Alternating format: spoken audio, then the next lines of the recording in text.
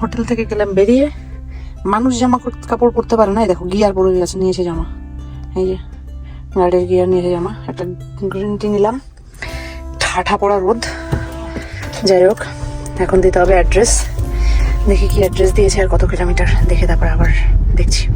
চলো এবার আজকে রওনা হচ্ছি। দেখা যাচ্ছে না 5টা, এখন টাইম হলো এখানে দেখো 2টো, আমি ডেস্টিনেশনে পৌঁছাবো 5টা 19। দেখাচ্ছে পুরোটা, টোটাল আমাকে যেতে হবে 323 কিলোমিটার। চলো তাহলে যাওয়া যাক। আমার আগের দিনের ভিডিওতে আমি দেখিয়েছিলাম যে রিজাইনা থেকে আমি কিভাবে এসেছিলাম ইয়র্কটন, আর ওখানে 2 দিন থেকে এখন আমি যাচ্ছি আজ সাচকাটুন। সে তার গাড়ি নিয়ে বেরিয়ে গেছে তার ক্রুদের সাথে, আর আমি বের হলাম আমার গাড়ি নিয়ে আমার মতো করে। তাহলে চলুন এবার ঘুরে দেখা যাক সাচকাটুন শহরটা। আজকেও আকাশটা মানে একদম ছবির মতো, সবসময় এখানকার আকাশটা সত্যিই একদম ছবির মতোই থাকে, মানে যেন মনে হচ্ছে সেই রং তুলি দিয়ে নীল আকাশের করে তাতে সাদার মেঘ এঁকেছে, মানে একদম পুরো পেইন্ট। বলতে বলতেই ওয়েদার চেঞ্জ।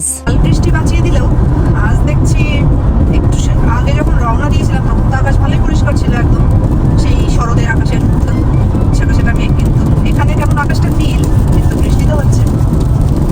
সো জানি না কতক্ষণ এই ওয়েদার পাবো, দেখা যাক কতক্ষণ পাই। এখনো যতটুকু হচ্ছে সেটুকু ঠিক আছে, এইটুকু একটু হলে একটু এরকম বৃষ্টি হয় একটা দিন ভালো ভালো কোথায়, যেটা খুব গরম হয়ে যাচ্ছিল, মানে গাড়ি প্রচুর, রোদটা এত ব্রাইট ছিল, কষ্ট হচ্ছিল একটা দিক দিয়ে যে বাড়ি থেকে পুরো রোদটা পড়ছে, আর আমার তো রোদে এত অ্যালার্জি, আমার তো রোদ দেখলেই আমার মাথা খারাপ হয়ে যায় টাইপের।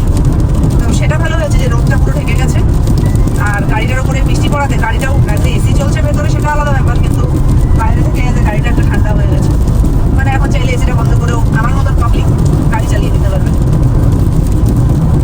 কিন্তু কেমন একটা যেমন কালো একটা মেঘ কিছুই নেই, ওই মাথার উপরে এক টুকরো একটা মেঘ মতন জমেছে, তো সেই মেঘেই বৃষ্টি হচ্ছে।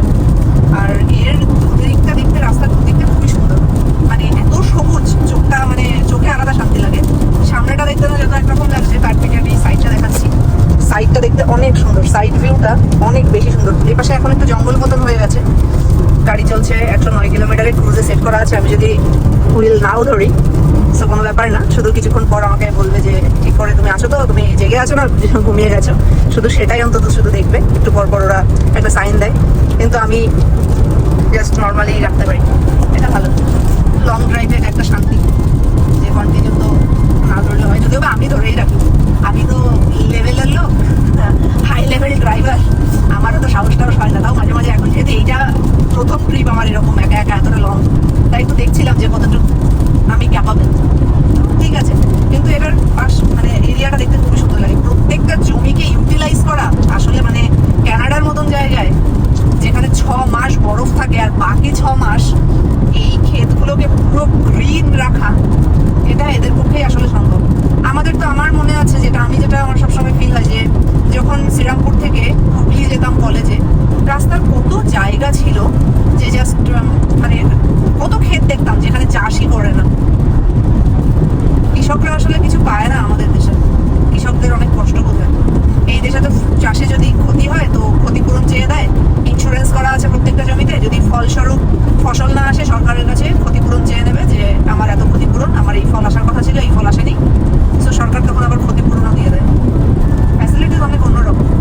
এই যে আবার বৃষ্টি থেমে গেছে, মানে বৃষ্টি পড়ছে, সেই রোদ বৃষ্টি, আবার রোদটা উঠে গেল, বাইরে অশান্তি, রোদ মানেই অশান্তি টাইপের, না রোদ মানে অশান্তি না, আসলে রোদ মানে শান্তি। এখন রোদ দেখাই যাচ্ছে না, এই বছরটা মানে গরমই নেই, এই বছর একদমই গরম নেই, মানে খুবই অস্বস্তিকর একটা পরিবেশ হয়ে গেছে, মানে সারা বছর এদিকে গেল, দাঁড়াও এদিকে দেখাচ্ছি কেন। এটা হলো এই দেশের সর্ষের ক্ষেত, আমাদের সর্ষের ক্ষেত শীতে হয় আর এদের সর্ষের ক্ষেত গরমে হয়, যদিও বা না এটা শীতেও হয় কিন্তু এটা গরমের সিজনের, এটাকে বলে ক্যানোলা। পুরো জমি জায়গা যত দূর চোখ যাবে, পুরো জমি জায়গা এরা এত সুন্দর চাষ করে রাখে, পুরো চাষ করে এরা, ইউটিলাইজ করে পুরো জায়গাটা, খুবই সুন্দর ব্যাপারটা।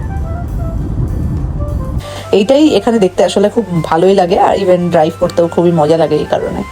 আর রাস্তা আসলে ভালো থাকে, যদিও বা এটা একটু মফস্বল এরিয়ার রাস্তা। ইভেন আসলে বলতে এই রাস্তাও ঠিক করে ফেলবে, এদের হলো প্রত্যেকটা জায়গাতে দেওয়া থাকে যে রাস্তার জন্য কত বাজেট নেওয়া হয়েছে, কত খরচা হচ্ছে, সব কিছুই ওপেনলি এখানে হোর্ডিং করে দেওয়া থাকে। আর এটা ওরা খরচাও করে। এই যে আমার সিটিতেও এইরকম যেসব জায়গায় রাস্তা এরকম টাইপের ভাঙা, সব একটা একটা একটা করে কাজ চলছে। তো এই শহরেও হয়তো কাজ শুরু হয়েছে, হয়তো অন্য কোনো দিকে, আর এদিকেও তাড়াতাড়ি এরা সব রাস্তা সারিয়ে ফেলবে।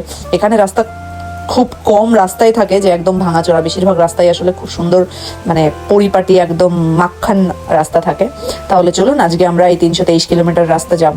মোটামুটি আমার সময় লাগবে, ওখানে তো দেখলাম যে 3.5 ঘন্টা মতনই লাগবে। এই জায়গাটাও বেশ সুন্দর, একটা লেক মতন একটা জায়গা, দুই পাশে দিয়ে একটা ব্রিজ বানিয়ে দেওয়া রয়েছে। সো 900 এর কাছে গিয়ে আমাকে লেফটে যেতে বলছে, 600 সাচকাটু লেফট নিতে বলছে, বাট হাউ ক্যান আই আরো সামনে 60। সো এখান থেকে আমাকে নিতে হবে লেফট।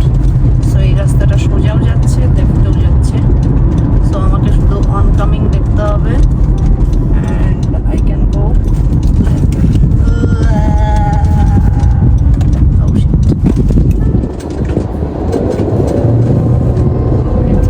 আমি এটা কি টাইপের লেফট লেন দিলাম, মানে টার্ন নিলাম, পুরো পাগল করার লেফট টার্ন নিয়েছি আমি। হাস্যকর একটা পাগল করা আমি একটা লেফট টার্ন নিয়েছি এইমাত্র। কেন স্পিড কমালাম কি না কি আমি কিছু বুঝতে পারছিলাম না আসলে, মানে আমি সিরিয়াসলি একটা পাগল করা ড্রাইভার। আমার নিজেরই অ্যাওয়ার্ড দিতে ইচ্ছা করে মাঝে মাঝে। আমি রিয়েলি একটা পাগল করা ড্রাইভার। এতক্ষণ আমি যে রাস্তা চালালাম সেটা ছিল 1 লেনের রাস্তা, এখান থেকে হয়ে গেল 2 লেন। সাচকাটুন আর বেশি দূরে নেই, আর মোটামুটি 15 মিনিটের মধ্যে আমি আমার ডেস্টিনেশনে পৌঁছে যাব। তাহলে চলুন এবার ঘুরে দেখা যাক সাচকাটুন শহরটা আসলে কেমন। আসলে দেখতে একই রকম, সাচকাচুয়ানের প্রত্যেকটা শহর দেখতে একই রকম, মাঠ ঘাট মাঠ আর রাস্তা, রাস্তা মাঠ, রাস্তা মাঠ আর ট্রেন। ওকে, আর একটা জিনিস আছে, লম্বা লম্বা ট্রেন। মানে যে ট্রেনগুলো অন্য জায়গাতে এত লম্বা দেখা যায় না, এখানে পুরো যেন ট্রেনের এ মাথা টু ও মাথা দেখা যায়। 3-4 মাইলের এক একটা ট্রেন হয়। ও মাই গড, এই যে ট্রেন একটা যাচ্ছে, কখন থেকে শুরু হবে আর কখন শেষ হবে তার কোনো ঠিক নেই। বিশাল লম্বা এক একটা ট্রেন।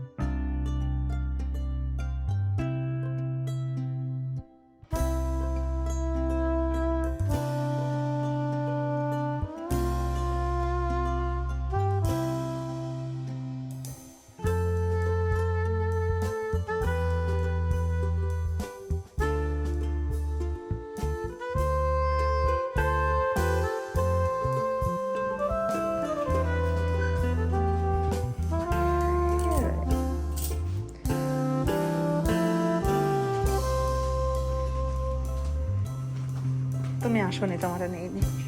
বুক অনিকপাল সাহার নামে, তার রুমে আমি থাকি। সেটা স্ক্রিন টিভিতে বড় বড় করে লেখা রয়েছে, কি দরকার ছিল লেখা থাকার। আর ও যখনই আসে এই যে কোনো হোটেলে সব বাচ্চা কাচ্চাগুলো আসে কাঁই কিচির করতেই থাকে, আর ওর মাথা টাথা একদমই নষ্ট হয়ে যায়। এই যে আজকে এখানে ওদের কোনো খেলাধুলার কোনো একটা গ্রুপ এসছে, আর এটা অলওয়েজ আসে, আর ওকে ডিস্টার্ব করতেই আসে একদম যেন। তাহলে আজকের এই ভিডিও এখানেই শেষ করছি। নেক্সট ডের ভিডিওতে থাকবে সাচকাটুন জু, সাচকাটুন ডাউনটাউন, আর আবার আমার রিজাইনাতে ব্যাক করা। তাহলে সবাই ভালো থাকবেন, সুস্থ থাকবেন, নমস্কার।